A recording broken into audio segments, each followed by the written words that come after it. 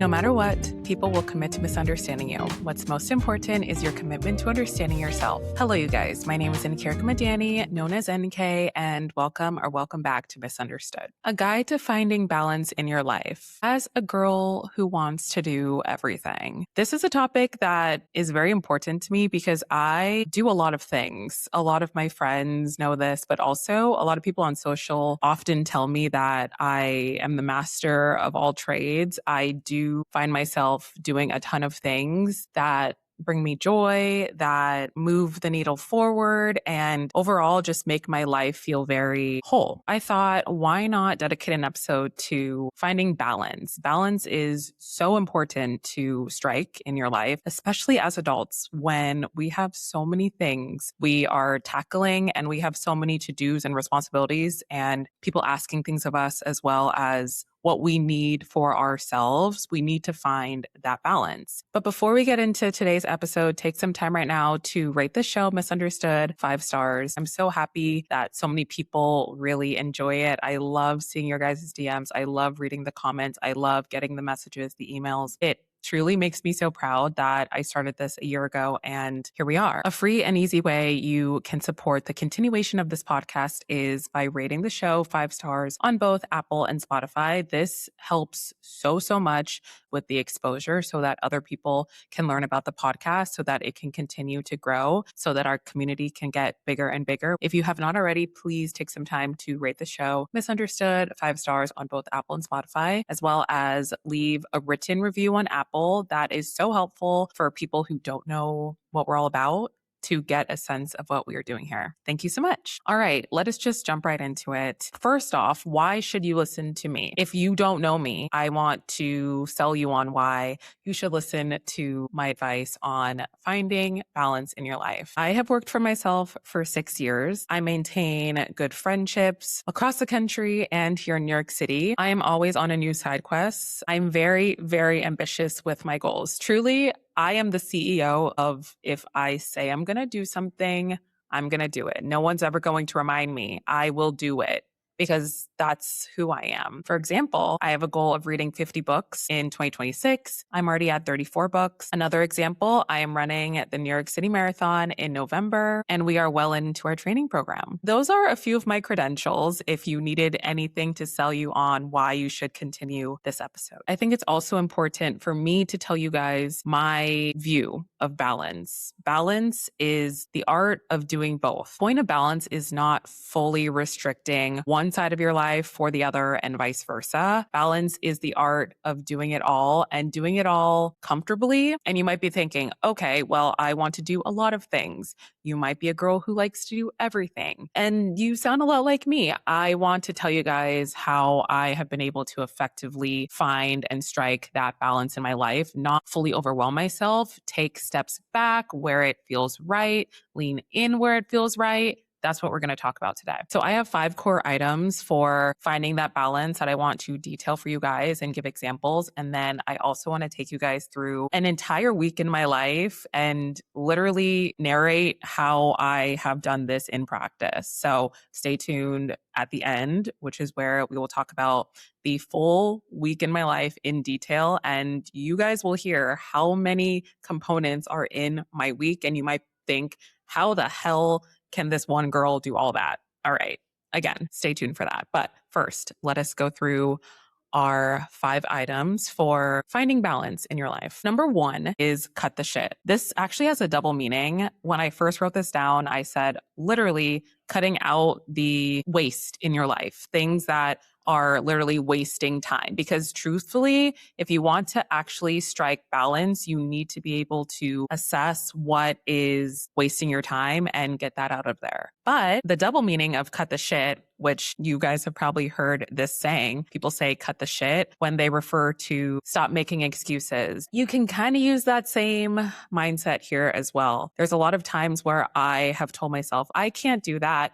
I can't do that. Sometimes that's actually true, but a lot of times for myself, that has been a lie. That's been false. I have made excuses for why I can't do things, but I really just needed to eliminate things that I don't like doing. I need to eliminate things that are not helping my growth. I need to eliminate things that are actually making me super stressed out. you have to assess what are those factors that you need to eliminate in your life, but also think about how to optimize. This specific one is about eliminating and trimming out things that are unnecessary, but also optimizing your time so that you can actually do the things that you say you want to do. So my example here is me and my reading journey. If you guys have listened to the podcast for a while, you know that I've been on a reading journey for a while now, but specifically in 2026, I declared I am going to read 50 books this year. I'm already at 34 and I'm very proud of that. And a lot of people on YouTube ask me, how exactly are you able to get all this reading done given all the things that you do in a day to day, in a week to week? And that is a fair question. What I tell people is I literally find the slots of my day that I know that I'm not optimizing. I know that I'm not really doing anything productive. There are so many ways that you can look at the pockets of your life and use those to slot in the things you love doing or to optimize your life in some way. So when I read, specifically, I focus on my commute when I'm on the subway or when I'm in the bus. Sometimes even when I'm walking from place to place, I have my book, I am listening to my audiobook, and I am able to read so much more because I'm slotting something I love into pockets of time where they're almost dead spaces. When you commute, I definitely chalk that up to it being a dead space. You aren't really able to do something else, so might as well fill that with something that you love. I also read before bed, which is usually 30 minutes to an hour. I would be scrolling on my phone, which I am really trying to lessen that. So this is perfect. And then also in between meetings, in between calls for work, in between editing, I find pockets of 20, 30 minutes to read. This is literally the secret to optimizing my reading and making it so that I can actually get those goals done. But you can use that same thought process with literally anything. Cut out things that aren't working, slot in things that you want to do. Number 2 is name your top 5. So I think about way back the MySpace days. I'm a millennial, so I grew up with MySpace, and there was a top 5 on MySpace, which are your favorite contacts, your favorite people. Use that same mindset here. I think about the most important things in my sphere, in my day to day. What are the important things in my life? How can I make sure that I am touching all 5 of them pretty regularly, pretty frequently to make sure that I am striking that balance. All right. So my top 5 is running / movement, working out. That's all in one bubble. The next one is meal prep, cooking. The third one is social weekends. The fourth one is solo nights. And the fifth one is brain food activities. And I actually have an honorary 6th, which is travel. For travel, I think big or small, no matter what, as long as you're taking time away, that is travel in my brain. So those are my top 5 that I really value. And these are components in my life that I know that I need to feel balanced, to feel whole. So maybe those are also your top 5. If they are, steal them. If not, sit and think about what are items that are super, super important to you, very integral to your life, making your life feel very happy and very positive. These are very important. And these are items that you need to put at the forefront and write them down, think about often, and also do often. Number 3 is organization. For me, organization is actually the only way I'm able to do anything. I think this one is actually my most important. All of them are important, but if I had to pick, organization is literally my key, my main key to living a balanced life, to running around, doing all the things I do. I need organization. There are a few ways that I execute my organization. First and foremost is my planner. I've talked about my planner so many times. This is my new planner, and I did talk about this on, I believe, last week's episode, but I love my planner from Papier. This is my 6th planner from them. I always pick a new quote for every single year, which is kind of my guiding light for every incoming year. So absolutely love this planner. This planner is a weekly planner. It literally has every single day of the week on it. And I go to town with my ballpoint pen and write out everything I need to do, all my doctor's appointments, all my PT, going to grab groceries, the hangouts with my friends, getting items submitted for work, client calls, submitting invoices. The list goes on. All of that is so detailed in this planner. I've talked about this before, but the satisfaction of crossing off something that is in your planner is next to none. Very type A girlies will understand that, but I absolutely love it. It gives me such a adrenaline rush. I love it. All right. We all have our things. That is mine.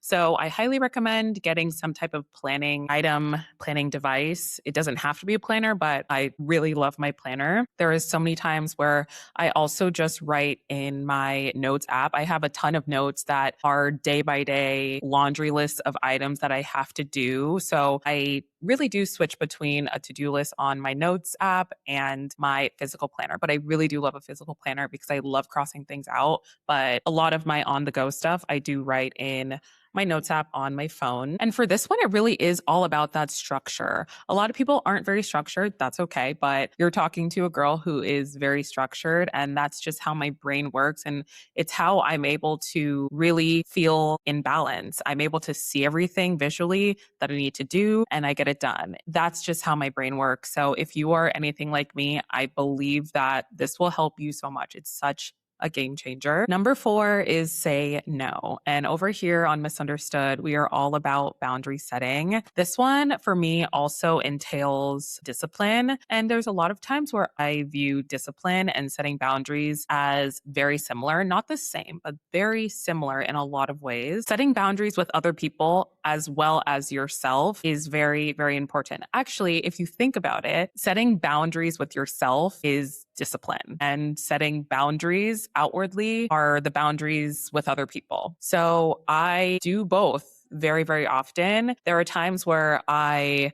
have told my friends, hey, I can't do something because I have to do this. And it's great because my friends are very respectful in that realm. And PSA, I really hope that you have friends who also are very respectful and supportive of the things that you need to do to get your goals and to feel balanced. That is super important, to have a community around you who feels that same way. But I wanted to give my example of this past weekend. I went to a park day for one of my friend's birthdays. She had told us about it almost a month ago. So I wrote it down in my planner and I said, it's in my planner. That means no matter what, I will be there. So I got there around 4. I stayed until 8. Some of the other girls in the group were going to go out to a bar. And I told them, hey, I have to wake up early because I am currently in my training program for the New York City Marathon, and I need a full night's sleep because I had a 6-mile run the next morning. That is the boundary I set with other people, but also this is self-discipline. I said that I needed to go home to relax and to prep for the following day, and I absolutely stood on business. Also, during the park day, I did not drink. I promised myself that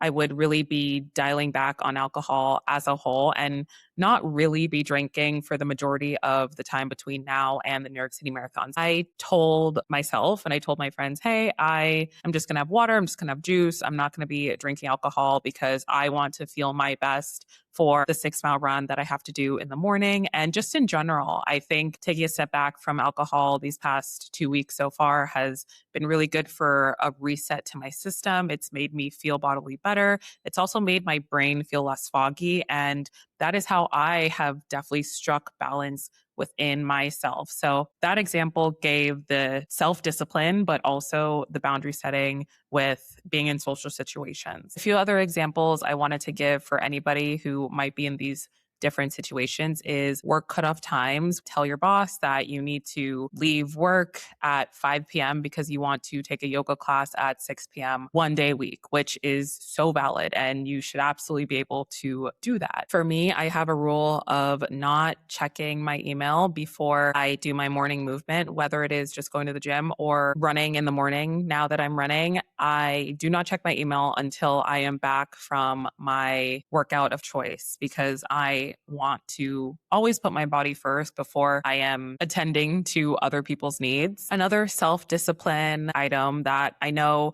I do, and a lot of people do as well, is eating out occasionally. I have never been the girl who door dashes and Postmates and goes out to restaurants a lot. I did not grow up that way. It's just not been something that I've ever really done. I do value going out to eat infrequently. It feels like a treat, and I personally want to keep it feeling that way. I prioritize meal prepping. I love going to the grocery store. I know a lot of people don't, but I love going to the grocery store. I love looking up new recipes to make, and I love meal prepping so that I know I have something that is healthy and will satiate me in my apartment. And number 5 is triple R, which is rest, relax, and recharge. This one is a very, very important component to the whole conversation around balance. You can't be balanced if your body is not okay. And this component is one that is often forgotten. And I think because of that, a lot of people do feel imbalanced perpetually. I am someone who is very adamant on getting at least 8 hours of sleep. There's so many times where I am getting 9 hours of sleep, but I get at least 8 hours of sleep to make sure that I'm actually powering down, that my body is fully resting,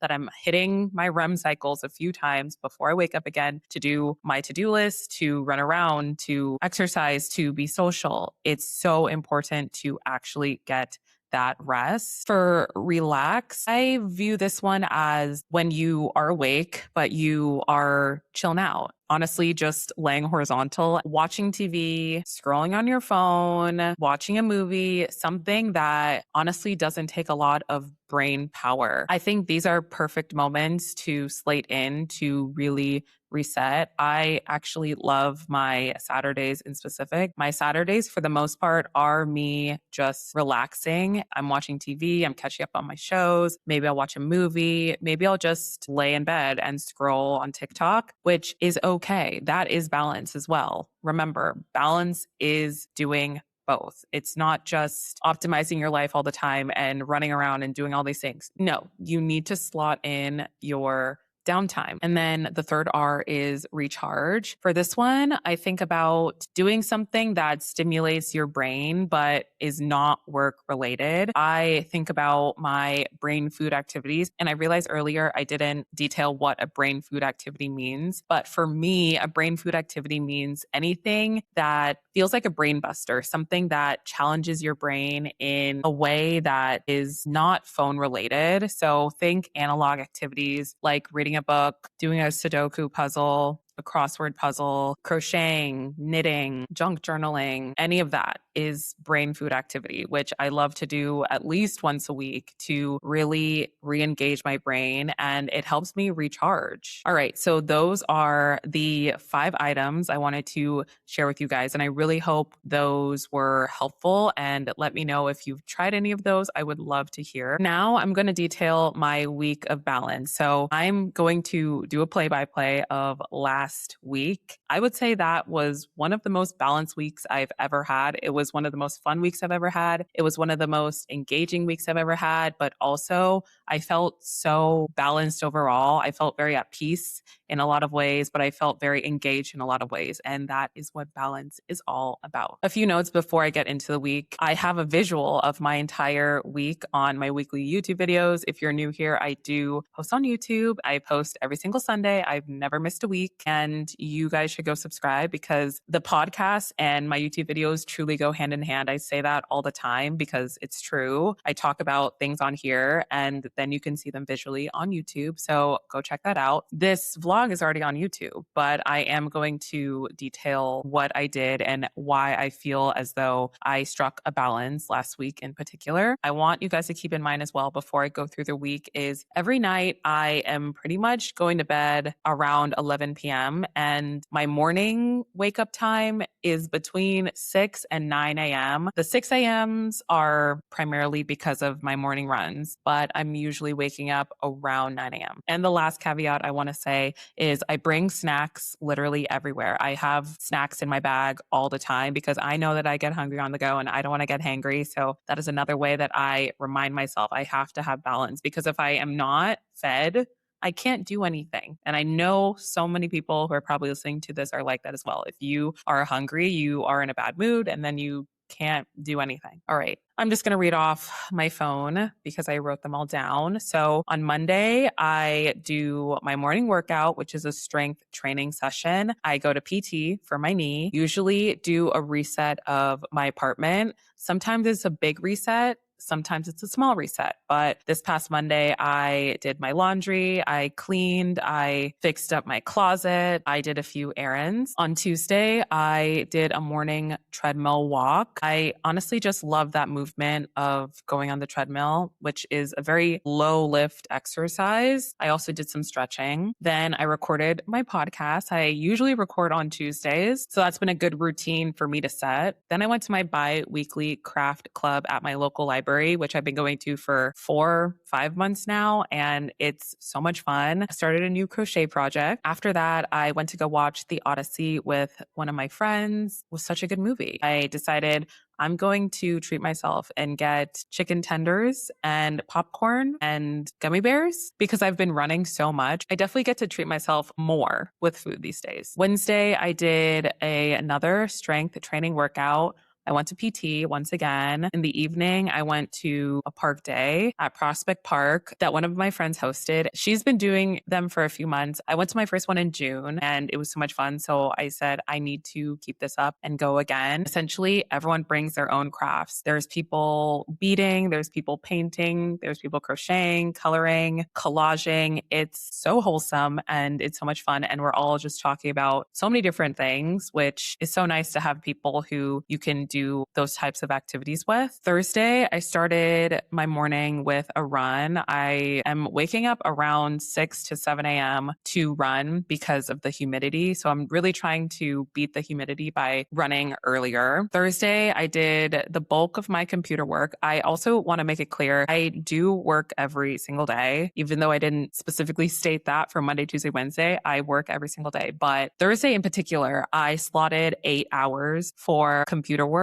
which involves emails, it involves editing, it involves a ton of different things, which is the most amount of time I'm sitting at my computer on one given day. A lot of my other days, I am slotting work between things, but Thursday, I fully blocked off for sitting and working for many, many hours. And a way that I balance work and make it a little more enjoyable is splitting my time inside my apartment and out at a coffee shop or out in the lounge in my building, making sure that I am physically outside or just somewhere else other than my apartment really helps my brain get through the day. Friday morning started with another run training for the New York City Marathon. Then I did a grocery run. After that, I decided to meal prep, spent the rest of Friday at the beach with my friend. It was nice to catch up with her, as well as just physically be outside, hear the sounds of the water, and be in a completely different setting than my normal day to day. And I also started a new book that day at the beach. Saturday, I did some work in the morning, and I don't know if I said this, but I do try to not work on the weekends to literally strike that balance of work and play. But me being a freelancer and working for myself, there are times where I know that I'm going to have to bend that rule and I'm going to have to give in certain ways. So because I decided to go to the beach for most of the day on Friday, I knew that I had to get some work done on Saturday morning. So I did about 3 hours of work Saturday morning. Then I went to my friend's birthday party, which I mentioned earlier. We were at the park for about 5 hours. And then I came home, had an early night for Sunday. Sunday, I started my morning in Central Park, which is where I ran my 6 miles. I started my run around 7 a.m. and I was done about 8 a.m. And I felt really accomplished that by 8 a.m. I had ran 6 miles. Then I came home, took a shower, ate food, and bed rotted for 4 whole hours. I needed to fully be horizontal, fully relax, and that honestly saved me because I was struggling that day. I really felt so tired, but I knew that I needed to rest to be able to then go on a little day trip with my friend to Red Hook Red Hook is in Brooklyn, and the most fun way to get there, honestly, is by ferry. So me and my friend took the ferry to and from Red Hook. We ended up spending about 5 hours in Red Hook, went to a little pop-up market, got key lime pies, did a cider tasting. I got the infamous burger at Red Hook Tavern, and then we ferried home. I do want to circle back on the cider tasting part because like I said earlier, I am trying not to drink as much and really lessen it as a whole due to training. But that day, I really felt proud of my efforts so far for training for the marathon. And also, that was my long run of the week. So I knew that I wasn't going to have another long run in an entire week. And again, that is balance. Knowing that I got something done that I'm really proud of, that was actually really hard, but I got it done. I can relax in this way. I can lean into having a drink. The world's not going to end. My training progress is not going to go away because I sat and had a drink. And I knew that overall, but I just wanted to emphasize that I made that decision consciously because I wanted to. And I guess it's as far as that. I realize I don't have to fully explain, but I did want to share. I have really been enjoying the act of finding balance in my life, balance through running, balance through being social with my friends, balance through eating properly and eating food that is helping me feel satiated and fueling me throughout my week, sleeping, doing my crafts, doing the things I love, reading, my solo time, all of it is so, so important to me. And I realize I can talk so much more about this, but I don't want this episode to be super long. But that's it. That was my week last week. And I really do believe that was a perfect example of balance in my life, how I have been able to execute balance, do so many things I love, make it all work. So I really hope that helps anybody who has been struggling with balance, who wants to really find that balance in their life. It is so doable. And also, this is coming from a girl who didn't have this balance even a year ago. I felt that it was a struggle to find the balance, but a lot of it is trial and error. I want to make that very clear. I think that's a good parting message. A lot of the balance you will strike in your life is trial and error. Also, things will change. What works right now in your life might not work in the next season of your life. It might not work next year, and that's okay. Just know that you can always shift to find the balance that you need in your life. And with that, thank you so much for listening to another episode of Misunderstood. Remember to rate the show 5 stars on Apple and Spotify and follow it wherever you're listening. Join our Geneva group chat. It is always linked in the description of every single podcast episode. Hang out with me on my other socials, TikTok, YouTube, Instagram, and Pinterest at NK Madani. And I will talk to you guys in my next one.